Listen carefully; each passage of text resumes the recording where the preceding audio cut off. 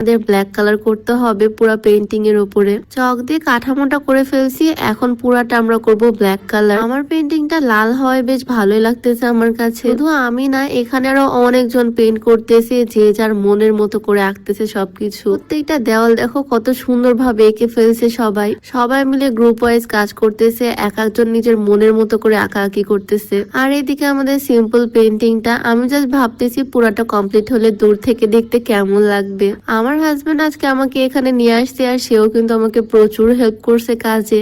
নিচের জায়গাটা পেন্ট করার সময় আমি তো একদম পুরো বসেই পড়ছি। আজকে এই পেন্টিংটা করে গেলাম, যখনই ট্রেন দিয়ে কোথাও যাব তখনই এই পেন্টিংটা দেখলে মনে পড়বে আজকের দিনের স্মৃতিটার কথা। অনেক পরিশ্রমের পর আলহামদুলিল্লাহ আমাদের পেন্টিংটা কমপ্লিট। কেমন লাগতেছে জানিও। যদিও খুবই সিম্পল, বাট আমি এখানে শিকল ভেঙে উড়ন্ত পাখিগুলোর স্বাধীনতার মেসেজটাই দেওয়া ট্রাই করছি এখানে। আমার কাছে তো বেশ ভালো লাগছে এই পেন্টিংটা। সকালে দেওয়ালগুলো কেমন ছিল আর এখন দেখো কত সুন্দর লাগতেছে দেখতে।